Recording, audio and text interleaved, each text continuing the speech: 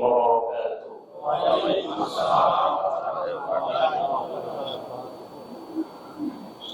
إن الحمد لله نحمده ونستعينه ونستغفره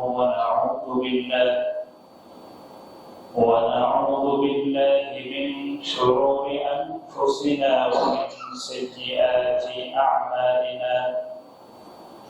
من يهده الله فلا مضل له ومن يضلله فلا هادي له. ونشهد أن لا إله إلا الله وحده لا شريك له. ونشهد أن سيدنا وسندنا ومولانا محمدا عبده ورسوله الذي أرسله بالحق بشيرا ونذيرا وداعيا إلى الله بإذنه وسراجا وقمرا منيرا.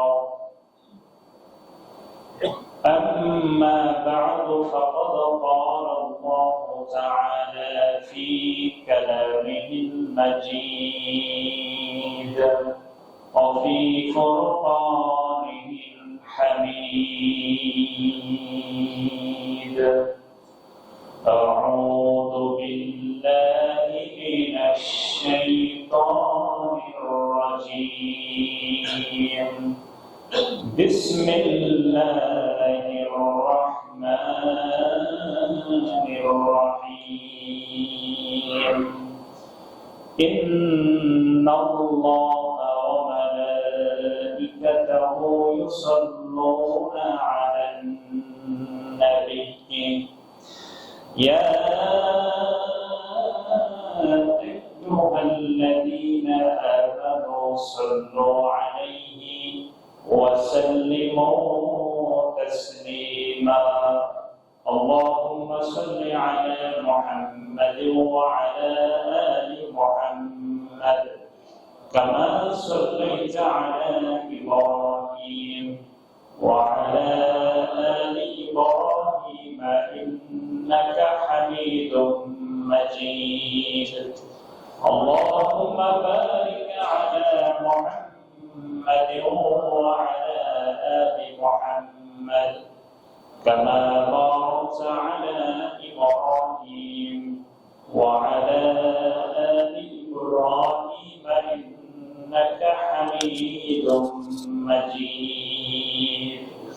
আল্লাহ রাব্বুল আলামিনের নিকট আমরা শুকরিয়া আদায় করি যে আল্লাহ রাব্বুল আলামিন আজকে আমাদের সকলকে বাইতুস সালাত জামে মসজিদে পবিত্র জুমার সালাত আদায় করার জন্য আসবার তৌফিক দান করেছেন। সেজন্য আমি বড় শুকরিয়া আদায় করছি। আলহামদুলিল্লাহ। সম্মানিত হাজিরিন, সম্মানিত ওলামায়ে কেরাম, তোল্লাব আছেন, ছাত্ররা আছেন, মুরব্বিগণ এবং এলাকাবাসী, আমরা বিগত জুমার ঘোষণা অনুযায়ী আজকে আমাদের আলোচনার যে বিষয়টি আমরা ঠিক করেছি সেটি হচ্ছে রাসূলুল্লাহ সাল্লাল্লাহু আলাইহি ওয়াসাল্লামের আল্লাহ রাব্বুল আলামিনের পক্ষ থেকে তাকে যে কাজগুলো দেওয়া হয়েছে সেই কাজের সূচনা তিনি কিভাবে করলেন, তার খালফিয়াত বা ব্যাকগ্রাউন্ড, প্রেক্ষাপট কিভাবে তিনি রচনা করেছিলেন। ওহী পাওয়ার আগে আল্লাহ রাব্বুল আলামিনের পক্ষ থেকে ওহী তার কাছে আসার আগেই তিনি কিভাবে মানুষের মনগুলোকে জয় করতে সক্ষম হয়েছিলেন, মানুষের হৃদয়ের মধ্যে ঢুকতে সক্ষম হয়েছিলেন, তা নিয়ে বিগত জমায় কিছু কথা আমরা বলেছি। আজকে তার বাকি কিছু কথা বলার চেষ্টা করব ইনশাআল্লাহ। আমি আমার আলোচনার শুরুতে আমি আমাকে এবং আপনাদেরকে জীবনের সকল ক্ষেত্রে প্রকাশ্যে এবং গোপনে, মানুষের সামনে এবং মানুষের অগোচরে, সর্বপর্যায়ে শুধু আল্লাহ রাব্বুল আলামিনকে ভয় করার ব্যাপারে উপদেশ দিচ্ছি, পরামর্শ দিচ্ছি। বলছি নাফসি ওয়া ইয়াকুম বিতাকওয়াল্লাহ। এটি হচ্ছে আমাদের জীবনের রক্ষা কবচ, অন্যায় থেকে বাঁচার সবচেয়ে বড় হাতিয়ার।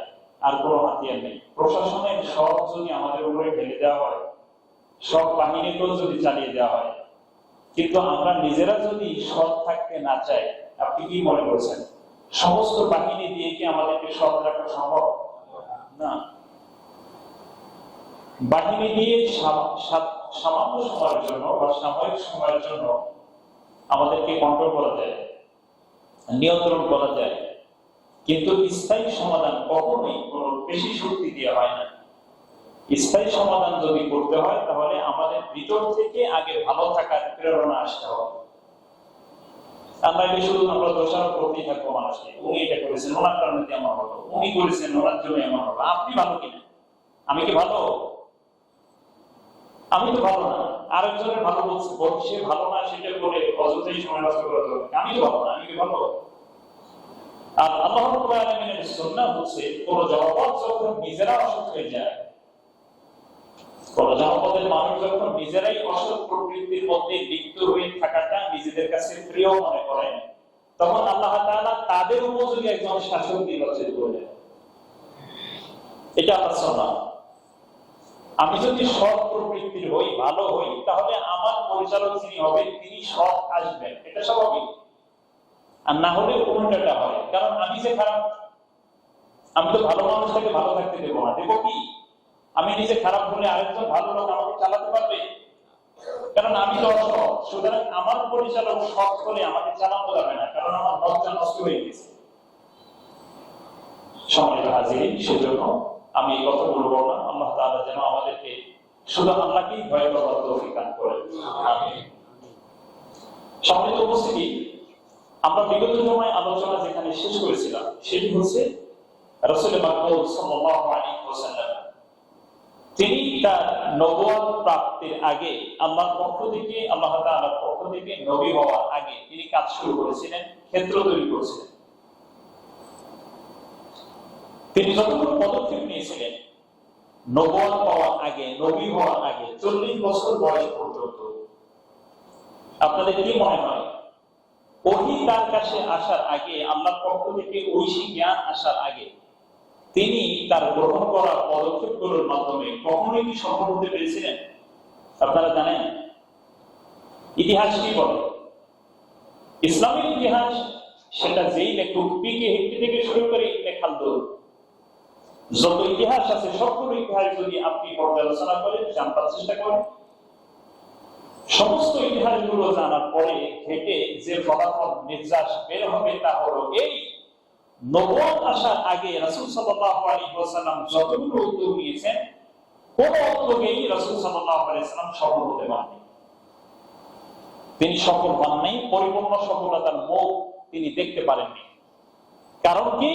কারণ তার কাছে ওহীর জ্ঞান সরাসরি ছিল না। তিনি হালফুল ফুজুল গঠন করলেন, ন্যায় নিষ্ঠার শপথ।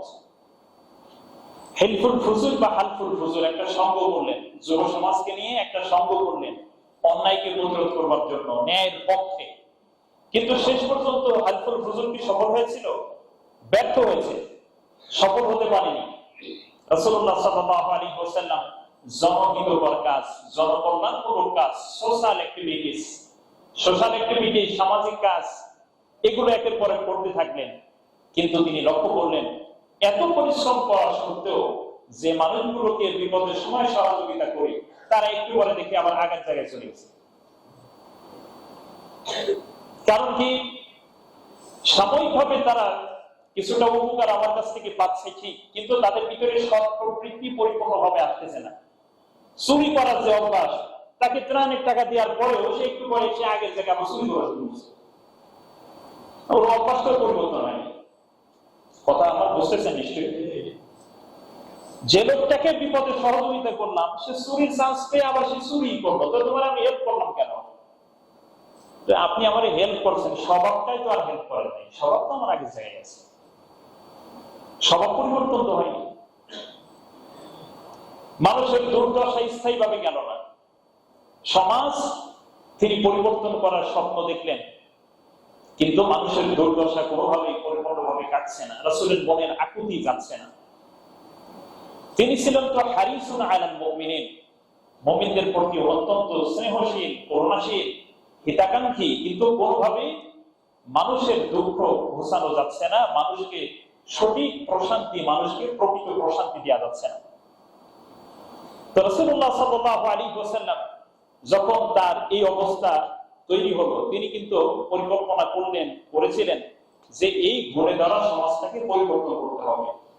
তখন কি কোনো রাষ্ট্রীয় শাসন ব্যবস্থা ছিল? ছিল না। গোত্রীয় শাসন ব্যবস্থা ছিল, মারামারি ছিল, বিভেদ ছিল, হত্যা, তারপরে হচ্ছে নারীদের প্রতি সাংঘাতিক রকমের অবিচার, এগুলো একেবারে অহরহ ছিল। মদ, জুয়া, মানুষের ভিতরে বিভেদ, সামান্য ব্যাপার নিয়ে গোষ্ঠীতে গোষ্ঠীতে বিতর্ক, দ্বন্দ্ব শুরু হয়ে যাওয়া, সামান্য একটা উট নিয়ে 40 বছর ধরে দুই গোষ্ঠীর মধ্যে যুদ্ধ চলা, বংশ পরম্পরায় জেনারেশন পর জেনারেশন, জাইলের পরে জাইল, একের পর এক জেনারেশন আসছে, কিন্তু পূর্বের কোন ঘটনা পুনরাবৃত্তি শুধু হচ্ছে, পূর্বের ঘটনা পুনরাবৃত্তি হচ্ছে, মানুষ একের পর এক অঘটন ঘটিয়ে যাচ্ছে। তো এই অবস্থায় রাসূল সাল্লাল্লাহু আলাইহি ওয়াসাল্লাম তিনি যতগুলো পদক্ষেপ নিলেন, কোন পদক্ষেপই সফলতার মুখ দেখল না। আজকের পৃথিবীতে কোন ব্যক্তি যদি সামাজিক কাজ করে মানুষের মন জয় করতে চায়, কিন্তু তার মধ্যে যদি আল্লাহর প্রেরণা না থাকে, ওহীর প্রেরণা থাকতে হবে, যে আমি মূলত মানুষের মন জয় করতে চাই, এর পেছনে আমি ইলাহি একটা সান্নিধ্য চাই, স্রষ্টার সান্নিধ্য চাই, আল্লাহর ভালোবাসা চাই, এই প্রেরণা যদি কারো ভিতরে না থাকে, তাহলে পৃথিবীর কোন সামাজিক কাজ পরিপূর্ণ সফলতার মুখ দেখবে না। সম্ভব সাময়িক সফলতা হলেও স্থায়ীভাবে সফলতার মুখ দেখা কোনোভাবেই সম্ভব না। এবার আসুন সম্মানিত উপস্থিতি, রাসূলুল্লাহ সাল্লাল্লাহু আলাইহি ওয়াসাল্লাম এই সামাজিক কাজ করবার এক পর্যায়ে এবার আল্লাহ রাব্বুল আলামিন তার কাছে ওহী পাঠানো শুরু করলেন। কিভাবে? ওহীর যাত্রা শুরু হয়ে গেল, তোমার পেরেশানি দূর করতে হবে। আল্লাহ তাআলার সিদ্ধান্ত, রাসূল সাল্লাল্লাহু আলাইহি ওয়াসাল্লামের মনে আজকাজ আকুতি, যে সামাজিক বিভেদগুলো তিনি দূর করতে চান, মানুষের দুর্দশা ঘোচাতে চান, মানুষকে সঠিকভাবে রাখতে চান। সুতরাং আল্লাহ রাব্বুল আলামিনের পক্ষ থেকে ওহীর যাত্রা শুরু হলো সত্য স্বপ্নের মাধ্যমে। সত্য স্বপ্ন, আয়েশা রাদিয়াল্লাহু তাআলা আনহার বর্ণনা, সহিহ বুখারী কিতাবুল ওয়াহইয়ের প্রথম যে হাদিসগুলো এসেছে, তার মধ্যে রাসূলুল্লাহ সাল্লাল্লাহু আলাইহি ওয়াসাল্লাম সম্পর্কে তিনি বলেন, আউয়ালু মা বুদিয়া বিহি রাসূলুল্লাহ সাল্লাল্লাহু আলাইহি ওয়াসাল্লাম মিনাল ওয়াহয়ি আর-রুয়া আস-সালিহা ফিন নাওম, ফাকানা লা ইয়ারা রুয়ান ইল্লা জাআত মিথলা ফালাকুস সুবহি। দেখেন এখানে রাসূলুল্লাহ সাল্লাল্লাহু আলাইহি ওয়াসাল্লামের ওহীর যাত্রা শুরু হলো এভাবে, তিনি সত্য স্বপ্ন দেখা শুরু করলেন। সত্য স্বপ্ন, প্রথম ওহী কিন্তু সত্য স্বপ্নের মাধ্যমে আসে। আয়েশা রাদিয়াল্লাহু তাআলা আনহা তিনি বলেছেন যে রাসূলুল্লাহ সাল্লাল্লাহু আলাইহি ওয়াসাল্লাম প্রথম যে ওহী তার কাছে আসে সেটা হলো সত্য স্বপ্ন। তিনি রাতে যে স্বপ্নই দেখতেন, দিনে তার দিবালোকের মতন স্পষ্ট হয়ে যেত, বাস্তবায়ন হয়ে যেত। ইল্লা জাআত মিথলা ফালাকিস সুবহি, প্রভাতের যে আলো, সে আলোর ন্যায় রাতে দেখা স্বপ্ন দিনে কার্যকর হয়ে যেত। এটা হলো প্রথম ওহী। আর নবী রাসূলগণ সাল্লাল্লাহু আলাইহি ওয়াসাল্লাম, নবী রাসূল আলাইহিমুস সালাম, তারা কখনোই আমাদের মতো মিথ্যা স্বপ্ন দেখতেন না, কারণ তাদের স্বপ্নটা ওহী। রাসূলুল্লাহ সাল্লাল্লাহু আলাইহি ওয়াসাল্লাম ওহী শুরু হয়ে গেল, তিনি রাতে যা স্বপ্ন দেখতেন দিনে দিবালোকের ন্যায় তা স্পষ্ট হয়ে যেত। এ কারণে বর্তমানেও কিন্তু সত্য স্বপ্নের একটা গুরুত্ব আছে। রাসূলুল্লাহ সাল্লাল্লাহু আলাইহি ওয়াসাল্লাম তিনি বলেছেন এভাবে যে নবুয়তের সুসংবাদের যে বিষয়গুলো এখনো বাকি রয়ে গিয়েছে, নবুয়তের এই সুসংবাদটাই শুধু বাকি, সেটা হলো সত্য স্বপ্ন। সত্য স্বপ্নকে হাদিসে বলা হয়েছে সেটা নবুয়তের 46 ভাগের 1 ভাগ। নবুয়তের 46 ভাগের 1 ভাগ হচ্ছে সত্য স্বপ্ন। কোন ব্যক্তি যদি সত্য স্বপ্ন দেখেন, তাহলে অনেক সময় সেটা কার্যকর হয়ে যায়। এ কারণে সঠিক বা ভালো স্বপ্ন দেখলে আল্লাহর শুকরিয়া আদায় করতে হয়। আর মন্দ স্বপ্ন যদি কেউ দেখে, তাহলে সেটা মানুষের কাছে প্রকাশ করা বৈধ না, উচিত না।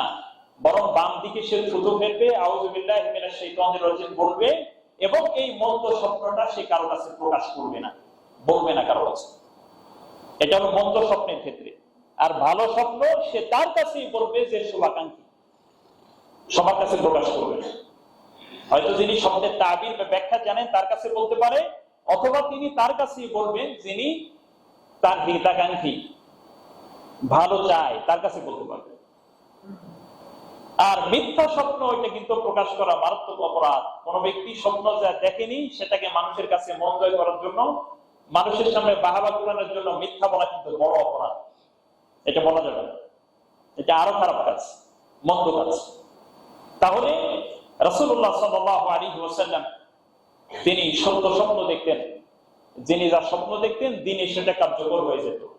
অর্থাৎ তার ভিতরে যে আকুতি গুলো কাজ করছে, আল্লাহ রাব্বুল আলামিন সে আকুতি দূর করবার জন্য তাকে ভালো ভালো সুসংবাদ দিতেন। সম্মানিত হাজিরিন, এরপরে রাসূলুল্লাহ সাল্লাল্লাহু আলাইহি ওয়াসাল্লাম এবার তিনি একাকিত্বের পথ বেছে নিলেন। দ্বিতীয় ধাপ, সত্য স্বপ্ন দেখা শুরু করলেন, মনের ভিতরে প্রশান্তি আসছে না? আপনারা যদি ভালো স্বপ্ন দেখেন, দেখবেন সুন্দর স্বপ্ন দেখলে খুব ভালো লাগে এবং মনের ভিতরে একটা প্রশান্তি আসে। মুমিনের স্বপ্ন কিন্তু অনেক দাম আছে, ফিরাসাতের অনেক দাম আছে। তার যদি সুন্দর আমল থাকে, মানুষের হক নষ্ট করার প্রবণতা তার ভিতরে না থাকে, তাহলে তিনি যে ভালো স্বপ্নগুলো দেখেন সেগুলোর অনেকাংশেই কার্যকর হয়ে যায়। রাসূলুল্লাহ সাল্লাল্লাহু আলাইহি ওয়াসাল্লাম এবার একাকিত্বের লাইফ তিনি গ্রহণ করলেন। চিন্তা করলেন আলাদা কোন সময় আমার স্রষ্টার সান্নিধ্যে থাকা দরকার। এই যে দেখেন, তার কিন্তু সম্পর্ক এখন করতেছে কার সাথে? খুব এখানে শিক্ষণীয় একটা ব্যাপার হলো, মানুষের মনে যত প্রশান্তি এটা আসে কার কাছ থেকে? মনের ভিতরে সুখ নাই, খুবই অসুখ তার ভিতরে কাজ করছে, মারাত্মক পেরেশানি, সাংসারিক জটিলতা, আর্থিক সমস্যা, সামাজিক নানান অস্থিরতা তার ভিতরে কাজ করছে। সে কি করবে? মদ খাবে নাকি? সে মদ খাবে? বলে যে ড্রিঙ্কস করলে দেখবেন আলাদা একটা ফিলিংস চলে আসে, আর ফিলিংস আসলেই টেনশন চলে যায়। মানে পাগল কত প্রকার, কি কি মূর্খ কাকে বলে, এই পদক্ষেপ গুলো হলো তার প্রমাণ। মনের প্রশান্তি এটা দিতে পারেন আল্লাহ তাআলা। আমাদের আত্মার একটা খোরাক আছে, বুঝতে হবে আমাদের শারীরিক যে শক্তি, আমাদের যে ফিজিক্যাল যে দিক, শারীরিক দিক, জাসাদি বা আজসামি জিসমের যে দিকগুলো, সেগুলোর সাথে পৃথিবীর সম্পর্ক। আপনি খাবার খাবেন, শরীর দৃষ্টি সুস্থ হবে, শরীর সুস্থ থাকবে, কিন্তু আত্মার একটা খাবার আছে, রুহানিয়াত। এই আত্মার খাবার যদি আপনাকে সঠিকভাবে দিতে হয়, তাহলে আপনার সম্পর্ক রাখতে হবে আল্লাহ তাআলার সাথে। রূহের সম্পর্ক আল্লাহর সাথে, কানেকশন যদি আধ্যাত্মিক স্পিরিচুয়াল আধ্যাত্মিক সম্পর্ক যদি আমি আল্লাহর সাথে রাখতে পারি, তাহলে আল্লাহর পক্ষ থেকে আমার হৃদয়কে প্রশান্তি দিয়ে ভরে দেওয়া হবে। রাসূলুল্লাহ সাল্লাল্লাহু আলাইহি ওয়াসাল্লাম বললেন, বনি আদম, আল্লাহ তাআলা বলেছেন হাদিসে কুদসি, রাসূলের মুখ দিয়ে এসেছে যে আদম সন্তান, তুমি আমার জন্য কিছু সময় বরাদ্দ করে রাখো, আমার জন্য কিছু সময় আলাদা সময় বের করো। যদি আলাদা সময় আমার জন্য বের করতে পারো, তোমার মনের পেরেশানি দূর করে দিব, টেনশন দূর করে দিব, পেরেশানি দূর করে দিব, তোমার হৃদয়গুলোকে প্রশান্তি দিয়ে ভরে দিব, এবং তোমার দারিদ্রতা গুলোকে আমি আল্লাহ তাআলা আমার পক্ষ থেকে দূর করে দিব। সুবহানাল্লাহ। এটা হাদিসে কুদসি। যে আদম সন্তানকে বলা হয়েছে তুমি আমার জন্য কিছু সময় বরাদ্দ করো, যদি বরাদ্দ করতে পারো তাহলে তোমার পেরেশানিও চলে যাবে। যদি পেরেশানি চলে যায়, হৃদয়কে আল্লাহ তাআলা বলেছেন আমি তোমার হৃদয়কে পরিপূর্ণ করে দিব প্রশান্তি দিয়ে, দারিদ্রতাও দূর হয়ে যাবে। আর যদি শুধু তুমি এতই ব্যস্ত থাকো যে আমার জন্য সময় বের করার কোনো সময় তোমার হাতে থাকে না, তোমার পেরেশানি কিন্তু যাবে না, কপালে কিন্তু দারিদ্রতাই এঁকে দেওয়া হবে। কপাল থেকে দারিদ্রতা যাবে না, প্রশান্তিও ফিরে পাবো না। সুতরাং প্রশান্তির সাথে আল্লাহ তাআলার সাথে সম্পর্ক, যতই আমি আল্লাহর সাথে সম্পর্ক ডেভেলপ করতে চাইবো বা ডেভেলপ করবো, উন্নতি করবো, ততই আল্লাহ রাব্বুল আলামিন আমার হৃদয়কে প্রশান্তি দিয়ে ভরে দিবেন। এটা হলো সহজ সমাধান বা সমীকরণ। হাদিসে এটার সাথে বললাম, হাদিসে কুদসি, মূল ভাবার্থটা বলে দিলাম। সম্মানিত উপস্থিতি, তো রাসূলুল্লাহ সাল্লাল্লাহু আলাইহি ওয়াসাল্লাম দেখেন প্রশান্তিটা, মানসিক প্রশান্তি পাওয়ার জন্য সমাজের উপকার তো করলেন, কাজ করলেন মানুষের জন্য, প্রশান্তি তো পেয়েছেন কিছুটা, কিন্তু পরিপূর্ণ প্রশান্তি আসতেছে না। পরিপূর্ণ প্রশান্তি লাভের জন্য আল্লাহর সাথে একটা কানেকশন করতে হবে। তখন ওহী কিন্তু আসেনি, একা একা চলে গেলেন গড়ে হেরা গুহায়, ধ্যান করা শুরু করলেন। ধ্যান কি? ধ্যান মানে হচ্ছে মোরাকাবা। বর্তমানে পীর সাহেবগঞ্জ যেটা বলেন মোরাকাবা, মুশাহাদা মানে কি? অর্থাৎ একাকী কিছু সময় আল্লাহর জন্য কাটানো। যদিও এটা এমন না যে কাটাতেই হবে, শরীয়তের কোনো বৈধতা এখানে মূল বিষয় আছে, এখানে কথা বলবো সামনে। যে আয়েশা রাদিয়াল্লাহু তাআলা আনহার যে হাদিস রাসূলুল্লাহ সাল্লাল্লাহু আলাইহি ওয়াসাল্লাম সম্পর্কে, সুম্মা হুব্বিবা ইলাইহিল খালা। রাসূলুল্লাহ সাল্লাল্লাহু আলাইহি ওয়াসাল্লাম তিনি একাকিত্বে থাকাটাকে তার কাছে প্রিয় করে দেওয়া হলো, পছন্দনীয় করে দেওয়া হলো। ওয়াকানা রাসূল সাল্লাল্লাহু আলাইহি ওয়াসাল্লাম এই একাকিত্বের এই সময়টাকে তিনি কাটানোর জন্য হেরা গুহা সেই রুমটাকে তিনি বেছে নিলেন, সেই গর্তটাকে তিনি বেছে নিলেন। সেখানে কি করতেন? সেখানে একা একা ধ্যান করতেন। কি ধ্যান করতেন? কোয়ান্টাম ফাউন্ডেশনের মতো ধ্যান করতেন নাকি? মেডিটেশন এটা করতেন? আমি কথা এটার সাথে একটু বলে ফেলি, তাহলে আপনাদের বুঝতে সহজ হবে। রাসূল সাল্লাল্লাহু আলাইহি ওয়াসাল্লাম যে ধ্যান করতেন, সেই ধ্যানের ব্যাখ্যা তিনি এই হাদিসের মধ্যেই আয়েশা রাদিয়াল্লাহু তাআলা আনহা তিনি দিয়ে দিয়েছেন। সেটা হচ্ছে ওয়াকানা ইয়াতাহান্নাসু ফায়াতাহান্নাসু ফীহি ওয়া হুয়া আত-তা'আব্বুদুল লায়ালি। খেয়াল করেন, তিনি যে ধ্যান করতেন, এই ধ্যানের অর্থ হলো রাতে ইবাদত করা, রাতে আল্লাহকে ডাকতেন। রাতে কাকে ডাকতেন? আল্লাহকে রাতে ডাকতেন, এটাই ছিল তার ধ্যান। তার ধ্যান মানে চোখ বন্ধ করে শুধু আপনি খেয়াল করেন আপনি কোথায়, আপনি আরশ মহল্লায় চলে গেছেন, ওখান থেকে নেমে গেছেন সমুদ্রে, সমুদ্র থেকে চলে গেছেন আফ্রিকার জঙ্গলে, ওখান থেকে আবার চলে আসছেন এশিয়ায়, চলে আসছেন বাংলাদেশে, আবার আপনার লোক চলে আসছেন, এরকম। বুঝতে পারছেন? এরকম শুনছেন আপনারা? এরকম বলে চোখ বন্ধ করেন, চোখ বন্ধ করলে দেখবেন আপনি চলে গেছেন। কোথায় চলে গেছেন? গ্যাস দেখবেন কোথায় গেছেন, চোখ বন্ধ করেন। আচ্ছা, তাহলে এখানে তার মেডিটেশন বা ধ্যান ছিল মূলত তাআব্বুদুল লায়ালি, রাত জেগে আল্লাহর ইবাদত করা। এখন সে কি পন্থায় করতেন, কিভাবে করতেন, এখনের মতো নামাজ পড়তেন কিনা, না এরকম তো ছিল না। তিনি আল্লাহকে ডাকতেন, তার রবকে ডাকতেন। আপনারা জানেন, এটা নিশ্চয়ই বুঝতে হবে যে প্রত্যেক মানুষকে আল্লাহ রাব্বুল আলামিন বাই ন্যাচারাল তবিআতান তার ভিতরে আল্লাহ তাআলাকে চেনার যোগ্যতা তৈরি করে দেন। এ কারণে নবী রাসূলগণ এসে কিন্তু কোন মানুষকে শুধুমাত্র বাইরে থেকে যে প্রভাবটা থেকে দেয়, এই দেওয়ার কারণে তার আসল রূপটা প্রকাশিত হয়ে যায়। এই জন্য নবীদেরকে বলা হয় মুযাক্কির। কি বলা হয়? ফাযাক্কির ইন্নামা আনতা মুযাক্কির, তুমি হচ্ছে উপদেশক, উপদেশ দাও। তোমাকে জোর করে কিছু করতে হবে না, কারণ তার ভিতরে একটা শক্তি আছে। তুমি নবীর কাজ হলো সেই শক্তিটাকে জাগিয়ে তোলা। একদম শুরু থেকে ইসলামটাকে বুঝাইতে হবে, ব্যাপারটা এরকম না। প্রত্যেকটা মানুষের ভিতরে তবিআতান বা আকৃতিগত ভাবে, তার ভিতরে প্রকৃতিগত ভাবে আল্লাহকে চেনার একটা যোগ্যতা তৈরি করে দেওয়া হয়। তো রাসূলুল্লাহ সাল্লাল্লাহু আলাইহি ওয়াসাল্লাম স্রষ্টার সান্নিধ্য পেতে চাইলেন, রাত থেকে ইবাদত করা শুরু করলেন। আজকে কোয়ান্টাম ফাউন্ডেশন তারা একটা সুন্দর পন্থা মানুষকে বলে দিচ্ছে, আর আমাদের বহু নামাজি লোক কিন্তু তাদের সাথে কাজ করে, বলে তাদের কোনো কাজ তো খারাপ না। স্লোগান, সুন্দর সুন্দর স্লোগান, বলেন শুকুর আলহামদুলিল্লাহ, মানে মনে হয় যেন একবার বিরাট একটা ওলি আল্লাহর একটা দরবার খুলে পড়ছে, সেখান থেকে অনেক ভালো ভালো সালেহীন আবেদীন তৈরি হচ্ছে। বিষয় হচ্ছে তাদের এই কাজটি আমরা সমর্থন করি, ব্লাডের কাজটি, রক্তের যে কাজটি তারা করে, ব্লাড ডোনেশন, রক্ত এটা মানুষের বিপদের সঙ্গী। কিন্তু এছাড়া সবগুলো কাজকে কিন্তু আমরা সমর্থন দিতে পারি না। কারণ যে মহাজাতকের কাজ সম্পর্কে যদি আপনারা জানেন, আমার কিছু স্টাডি আছে তার সম্পর্কে। কোয়ান্টাম ফাউন্ডেশনের যে চেয়ারম্যান, তাকে মহাজাতক বলা হয়। মহাজাতক, পড়ালেখা তো অনেকে করার সুযোগ পান না ব্যস্ততার কারণে, কিছু ঘাটাঘাটি আমার করার সুযোগ হয়েছে। শুধু এতটুকু বলবো যে তাদের সবগুলো কাজকে ইসলাম অনুমোদন করে না, এতটুকু শুধু বললাম। এর ভিতরে অনেকগুলো ব্যাপার আছে, সেগুলোর দিকে গেলে আমার মূল কথা থেকে আমি সরে যাব। শুধু এতটুকু বললাম, আপনি বলতেছেন আমি তো বহু নামাজি লোক, স্বামী স্ত্রী সব একসাথে যাচ্ছে সেখানে, তাদের সাথে ওখানে যে তারপরে ধ্যানের কি প্রশিক্ষণ দিচ্ছে, বলতেছে হলো মূল ব্যাপার হলো এই, আপনার পায়ের মধ্যে মনে করুন ব্যথা হয়েছে, চোখ বন্ধ করে আপনার চোখটা নিয়ে যাবেন কোথায়? আমার পায়ের মধ্যে ব্যথায়, ব্যথাটার ভিতরে আমার চোখ নিয়ে গেলাম, হ্যাঁ এখন আমি ভালো হয়ে গেছি। এটা হলো তাদের থিওরি। যাক, এটা আমি সামনের দিকে আর যেতে চাচ্ছি না, তবে এ নিয়ে পড়ালেখা করা দরকার, এবং তাদের সবগুলো কাজ ইসলামের অনুমোদনযোগ্য নয়, এতটুকু শুরু করলাম। তো এখন কোন ব্যক্তি যদি ধ্যান করতে চায়, সে ধ্যান করবে কিসের মাধ্যমে? আল্লাহর ইবাদতের মাধ্যমে। কথা কি পরিষ্কার?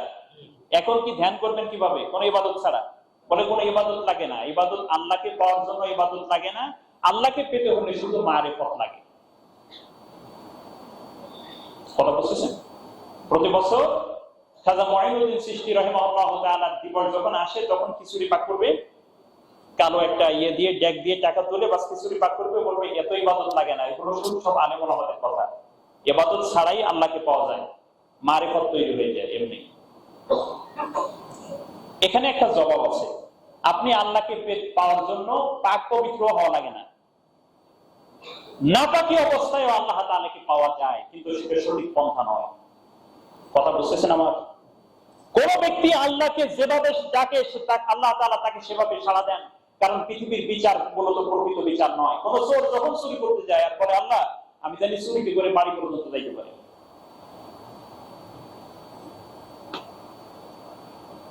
এই যে সে আল্লাহকে ডাকলো, পৃথিবীর ডাকার ব্যাপারে, পৃথিবীর জীবনের ব্যাপারে সমাকল ক্যালকুলেশন হচ্ছে, পৃথিবীর জীবনটা কিন্তু প্রকৃত সমাধান না। আপনি কুফরি কালাম দিয়ে তো নদীর উপরে ভেসে যেতে পারবেন, এখন নদীর উপরে ভেসে গেলে কি আপনি আল্লাহর ওলি হয়ে গেলেন? খবরদার, আমার বুঝতে হবে যে বেলায়াত তথা ওলি আল্লাহ হওয়ার জন্য দুইটি শর্ত আল্লাহর পক্ষ থেকে বলা হয়েছে। আলা ইন্না আউলিয়া আল্লাহি লা খাউফুন আলাইহিম ওয়া লা হুম ইয়াহজানুন আল্লাযীনা আমানু ওয়া কানু ইয়াত্তাকুন, যে সাবধান, জেনে রেখো আল্লাহর ওলি যারা তাদের কোনো ভয় নেই, তারা চিন্তিত হবে না। ওলি কারা? আল্লাযীনা আমানু ওয়া কানু ইয়াত্তাকুন, যারা ঈমানদার এবং আল্লাহকে ভয় করে। আল্লাহকে ভয় করে কি নামাজ রোজা ছাড়াই আল্লাহকে ভয় করা যায়? এরকম ব্যাপারটি এরকম নয়। আল্লাহকে যদি ভয় করতে হয় তাহলে আল্লাহর বিধান পালন করেই আল্লাহকে ভয় করতে হবে। সেটা পালন করবো কিভাবে? রাসূলুল্লাহ সাল্লাল্লাহু আলাইহি সাল্লাম যেটা দেখিয়ে দিয়েছেন তার মাধ্যমে, বাস, এর বাহিরে না। আরেকজন কি করলো, অমকে কি করেছে, তাকে কেমন করতে দেখেছেন, এগুলো কোনো দলিল না।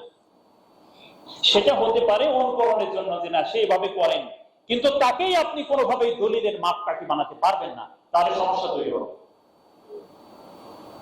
সমস্যা তৈরি হবে, একসময় আস্থা নষ্ট হবে। তার অন্যায় কাজগুলো যখন দেখবেন তখনই আস্থা আপনার তার থেকে চলে যাবে, আপনি বিভ্রান্ত হবেন যে এত মহব্বত করছি কাকে এতদিন, উনি এখন কি করলো। অন্ধবিশ্বাস যে আপনার ভিতরে, না, এটা থাকা যাবে না। বুঝতে হবে তিনি মানুষ, তিনি ভুল করতে পারেন। আচ্ছা, তাহলে রাসূলুল্লাহ সাল্লাল্লাহু আলাইহি ওয়াসাল্লাম হেরা গুহায় যে ধ্যানে ছিলেন সেটা হলো রাত জেগে ইবাদত করা, এবং একই সাথে আল্লাহ রাব্বুল আলামিনের সাথে তিনি একটা গভীর সম্পর্ক তৈরি করবার চেষ্টা করলেন, কিন্তু তখন ওহী আসেনি।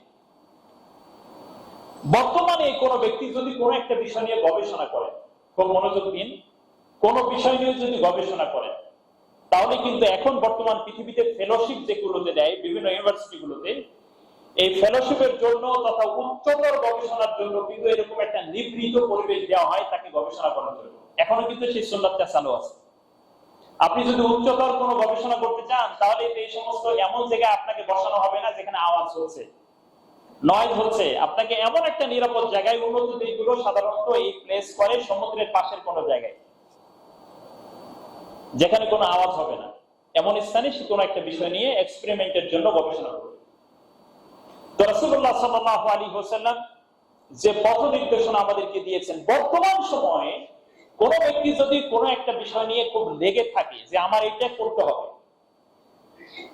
সব উদ্দেশ্যকে সামনে রেখে কোন ব্যক্তি যদি বর্তমানে লেগে থাকে, তাহলে আল্লাহ রাব্বুল আলামিন সেই কাজের মধ্যেই তাকে তার পক্ষ থেকে এক ধরনের ওহী তাকে দান করেন।